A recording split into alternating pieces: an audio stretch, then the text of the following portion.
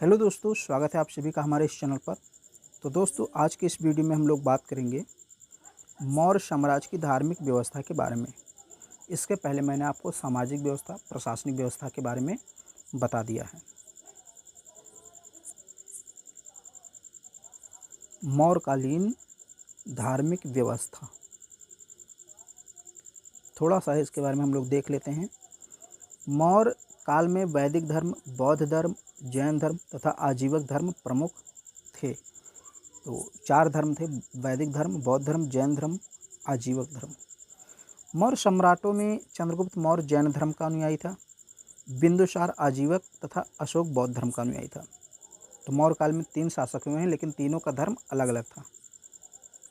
चंद्रगुप्त मौर्य अंत में जैन धर्म का अनुयायी बन जाता है और संलेखना के द्वारा अपना प्राण त्याग देता है कर्नाटक के श्रवण बेलगोला में।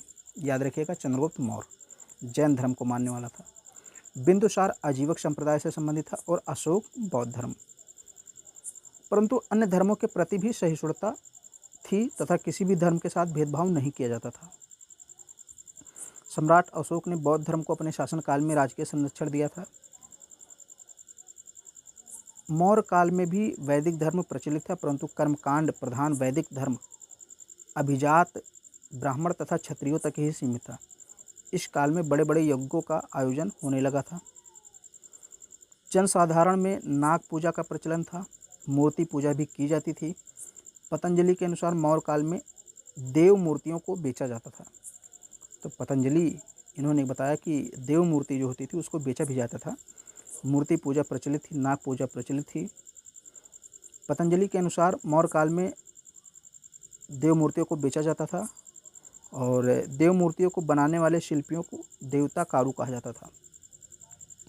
यानी कि जो देव की मूर्तियाँ बनाते थे, देवताओं की मूर्तियाँ बनाते थे, उनको देवता कारु कहा जाता था। आगे बात करें तो अशोक तथा उसके पौत्र दशरथ ने कुछ गुफाएं आजीवकों को दान में दी थी। यानी आजीवक संप्रदाय के जो लोग थे उनको भी कहीं ना कहीं संरक्षण दिया जाता था। बिंदुसार मैंने बताया आजीवक संप्रदाय से संबंधित था। अशोक के समय पाटलिपुत्र में तृतीय बौद्ध संगीति का आयोजन होता है। बौद्ध ग्रंथों के अनुसार अशोक ने 84,000 स्तूपों का निर्माण करवाया। चंद्रगुप्त मौर्य ने श्रवण बेलगोला में जाकर जैन प्रथा संलेखना के द्वारा अपने प्राण त्याग दिए। मेगस्थनीज ने धार्मिक व्यवस्था में डायनोसियस एवं हेराक्लीज की चर्चा की है, जिसकी पहचान शिव तथा विष्णु से की जाती है।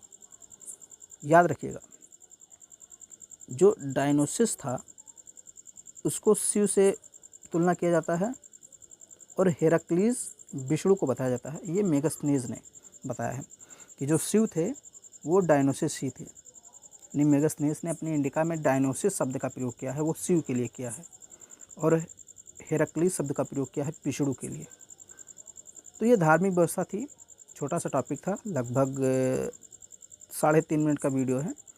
अगर ये वीडियो आपको पसंद आए तो इसको लाइक कीजिए, शेयर कर दीजिए। हमारे चैनल पर पहली बार हैं तो चैनल को सब्सक्राइब जरूर कीजिए।